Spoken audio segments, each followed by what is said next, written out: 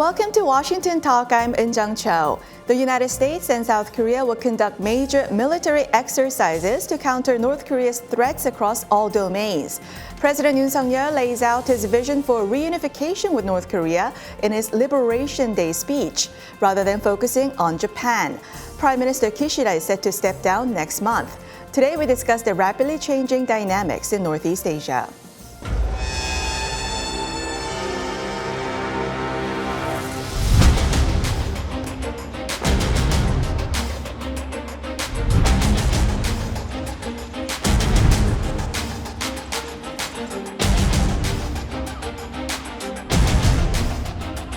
Such as the Democratic People's Republic of Korea's increasing missile threats, GPS jamming, cyber attacks, and lessons learned from recent armed conflicts.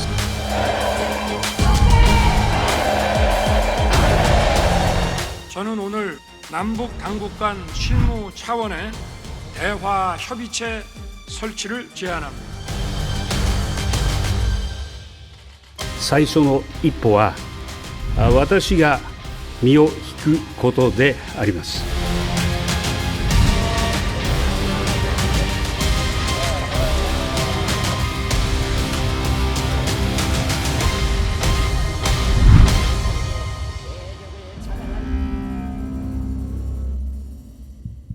In the studio with me, Mr. Christopher Johnstone, Senior Advisor and Japan Chair at the Center for Strategic and International Studies.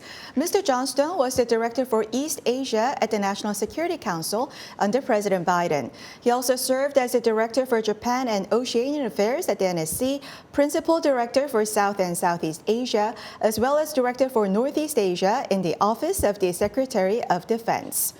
Also joining us, Mr. Henry Haggard, Senior Advisor with West Exec Advisors. He's also a Senior Associate at CSDS at Verge University, Brussels. Mr. Haggard served as Minister Counselor at the U.S. Embassy in Seoul from 2021 to 2023. Prior to that, he served as Director for European Affairs at the NSC. Welcome to the program. Thank you. Thank you. Good to be here. Now, Mr. Johnstone, the U.S. and South Korea will kick off the Ulchi Freedom Shield exercise from Monday. Some 19,000 Korean troops will participate in 48 rounds of field exercises. How are the U.S.-RK joint exercises evolving? And are the two countries now postured to stay ahead of North Korea's rapidly advancing missile and nuclear threats?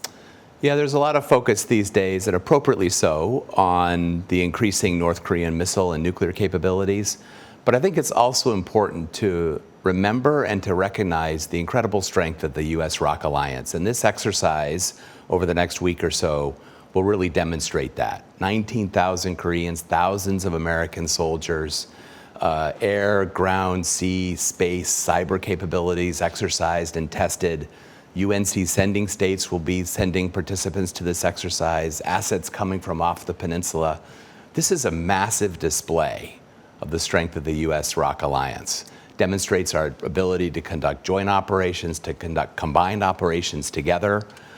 So yes, I think we do have an alliance that is more than keeping up with the threat. And I think it's also important to note, there's a period of time, several years, when we weren't conducting this sort of field training exercise. It's important that we do it every year. It helps to sustain readiness and our ability to respond quickly to challenges. And so I think this is a great demonstration of the good health of the U.S.-ROK alliance.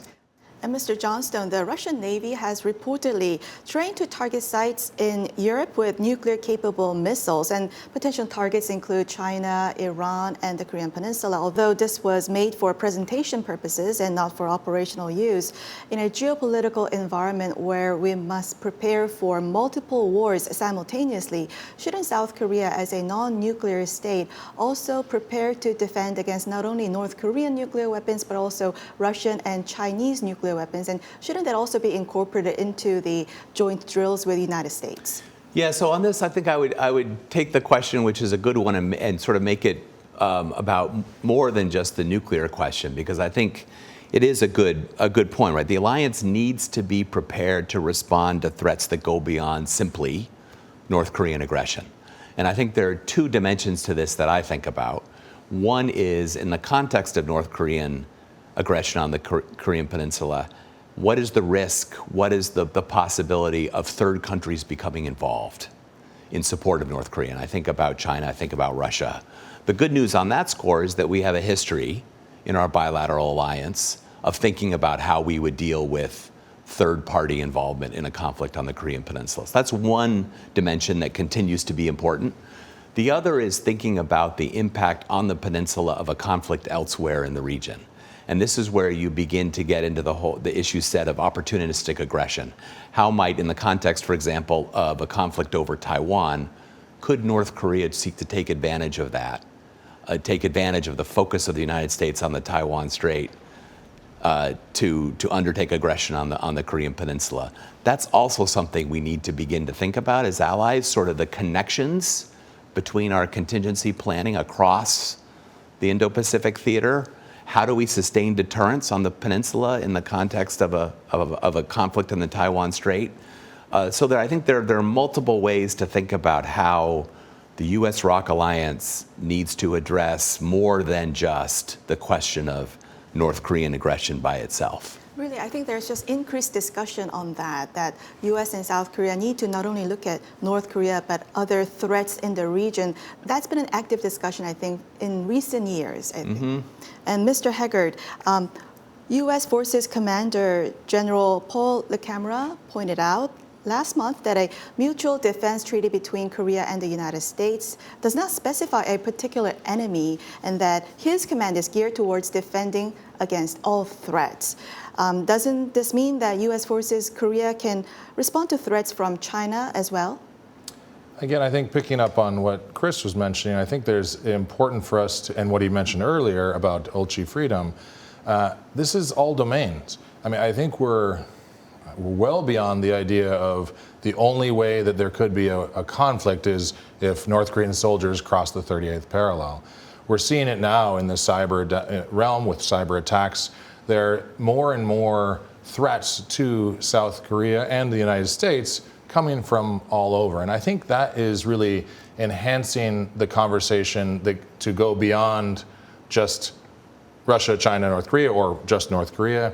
And it's also where we see the natural cooperation between Korea and NATO, Korea and other European countries, for example, seen as the coordination continues to occur about Ukraine, responding to the Russia's war of aggression in Ukraine, because it's not, I think Korean and American people understand that threats do not only come from just across the 30th parallel. So long way of responding to General LeCamera's quote, of course, it is obvious to me that USFK is prepared to defend South Korea and American people who are in South Korea from whatever threats, from wherever they come. And I think it's increasingly likely that the threats are less and less likely to come from artillery cross than from some other realm. And I think that's why it's so important that these exercises are all domain. And just to build on that, Article 3, right, of the bilateral security treaty doesn't mention North Korea. It talks about the alliance's commitment. An attack on either party in the Pacific area will result in action to meet the common danger. It doesn't specify the threat. It's a commitment to the security of the ROK. So when signing the Mutual Defense Treaty, Washington did think about China and Russia behind North Korea geographically. Well, I think there was certainly the history of the Korean War that we had in mind at that time. So yes, certainly it was a commitment to the security of Korea and not a commitment to respond to a specific threat.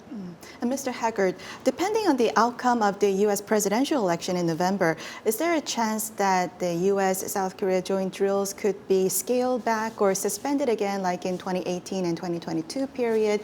President Trump calls large joint exercises costly war games. But it seems the aides from both Trump and Harris camp know the importance of USFK and the importance of joint drills. So would the election results impact the continuity of the drills?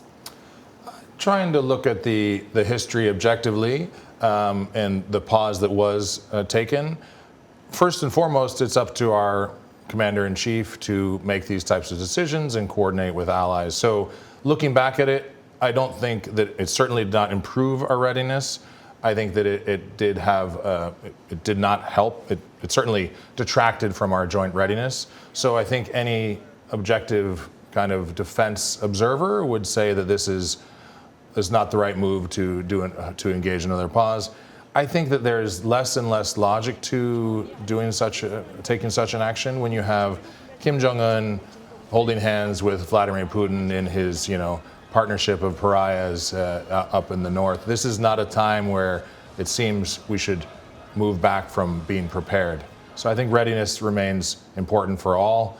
I think that this is not the time to, it's impossible to engage in hypothetical kind of crystal ballery, but I think particularly this time it just doesn't seem to make any sense for the United States to step back and its Korean allies to step back from anything that would make sure to solidify our deterrence and solidify our readiness in the face of increasing ballistic tests, missile tests, balloons coming over, provocative actions and statements by Kim, and again, the support, more and more apparent support from Russia.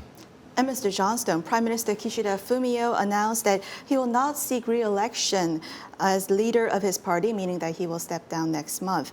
Together with South Korea's President Yoon, Prime Minister Kishida was instrumental in improving the worst ever bilateral relations. Now, would his departure impact the bilateral relations? Yeah, Kishida's decision, I think, really stunned everyone. Stunned Washington, stunned the political world in Tokyo. I think no one really anticipated that he would move that quickly. And I think he leaves behind a real legacy, an historic legacy, both on sort of transforming Japan's national security strategy, investing in Japan's own defense capabilities, strengthening the alliance with the United States, and embracing the opportunity for a closer relationship with South Korea. I think President Yoon deserves the lion's share of the credit for taking those initial steps, but Kishida ultimately embraced that. And took steps of his own to improve the relationship. And I think that's part of his record, and he spoke about it in his press conference when he announced he was stepping down. My view is that whoever is the next prime minister in Japan is likely to continue this momentum in Japan-South Korea ties.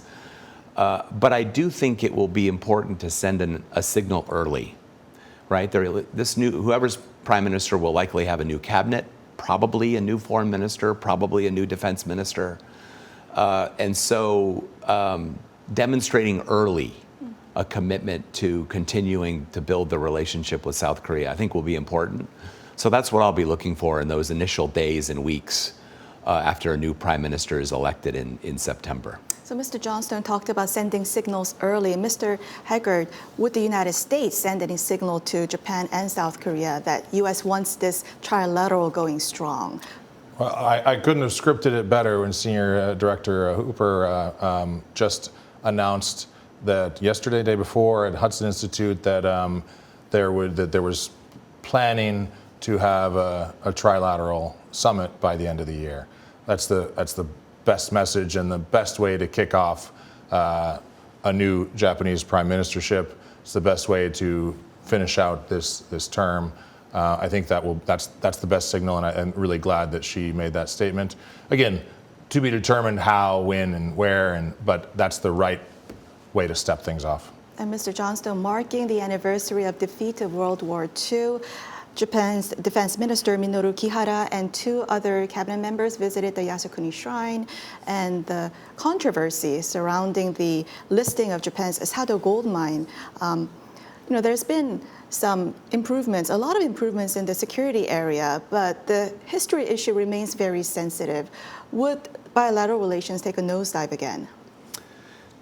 Yeah, Victor Cha and I wrote a piece in June, soon after Japan and South Korea normalized defense relations, in which we noted that there's really a strategic opportunity to build an enduring Japan-South Korea partnership, that the basis, the foundation for cooperation is stronger, broader than it's ever been before. But we also said that progress, that momentum depends on future leaders in all three countries demonstrating restraint on these sensitive historical issues and not seeking to take advantage of them for domestic political gain. And unfortunately, that's what we saw on August 15th. 3 Japanese cabinet members visiting Yasukuni, prioritizing short-term domestic political gain over the larger strategic interest at stake. Not surprising, perhaps in some ways, in the context of a political transition in Japan, but it's very important that all three countries, focus on looking forward and not looking back. And Mr. Johnstone, the State Department told VOA that regarding the Yasukuni Shrine visit, the spirit of Camp David is forward-looking, and this visit looks backward at a time when we have so much common work propelling us forward.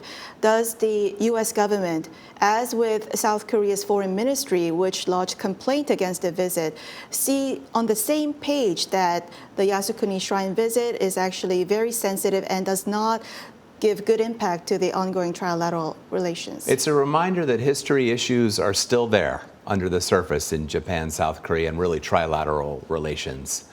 They haven't gone away. We haven't reached the end of history in these relationships. So again, I think it is a choice of leaders whether to use history for political gain or to focus on the strategic rationale for closer trilateral cooperation. And it's my hope, and actually I'm confident that this will be true, that the three governments, including a new prime minister in Japan, will focus on the strategic opportunity and continue to build it. Mr. Haggard, do you think the U.S. government is on the same page as the South Korean government that the Yasukuni Shrine visit is counterproductive? I'm sure they find this counterproductive. I mean, but I think I just want to pick up, so yes, but I just want to pick up on something that Chris said about reliance on leadership. Great political leaders, they certainly have the lion's share of the responsibility, but I think the silver lining in all this is we have the Korean and Japanese people who are buttressing this relationship, and I think I'm hopeful that they'll keep it from regressing. And what they're doing is almost 10% of Korean people went to Japan this year to visit. There's the volume of trade is tens of billions going back and forth. I think you see, and frankly, beyond Korea and Japan and beyond the trilateral relationship, there's China, which is seen as more and more a threat to Korea and Japan's security, economic prosperity. And I'm hopeful that business leaders, tourists, people who are engaged in passionate about the shared culture, I'm hopeful that this will win the day. And it just reminds me also that when I first went to South Korea in 1997, Japanese TV programs were not allowed on South Korean television. So this is just one generation removed from where, in that time you had World Cup, you had Winter Sonata, you've had so many cultural and sporting and now political dynamics that have evolved. And I think we, the United States, the most important thing we can do is continue to push to develop and expand the institutional framework beyond the trilateral cooperation so that the Korean and Japanese people can maybe prosper and build that relationship maybe despite political leaders. So Mr. Haggard just talked about Korean public sentiment. Mr. Johnstone, how does Japanese public feel about improving relations with South Korea in order to support the trilateral cooperation? Is there a fatigue in continued calls for apology from the Korean side? Well, actually, you've seen a real shift in Japanese public opinion toward South Korea. The Japanese Cabinet Office does an annual poll that evaluates public opinion toward a variety of Japan's partners, including South Korea. And in the most recent one earlier this year, more than 50% of the Japanese public expressed feelings of friendship towards South Korea. In 2021, that number was 33%. So that's a huge change in just a couple of years. And I think it's testament to the difference that leadership makes. President Yoon's effort to transform the dynamic, Kishida's embrace of that, has an impact on public opinion. Leadership is important. And I think it's reflected in these polls. And Mr. Haggard, if Korea-Japan relations freeze again, what would be the options for United States when there was anti-Japanese or anti-American sentiment surface in the previous Korean governments? It seemed the United States bolstered military cooperation with Japan and strengthened ties with Asian allies other than Korea. Will we see similar actions from the U.S. side if the Japan-Korea relations deteriorate again?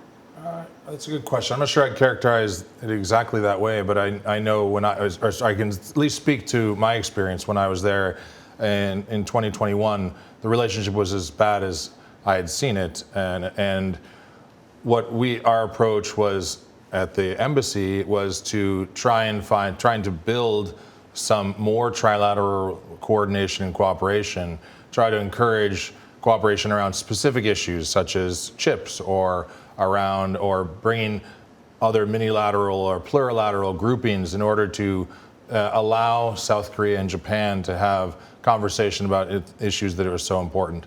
So I think that would be the approach, but I think that it's important to underscore that we're just in a different place right now.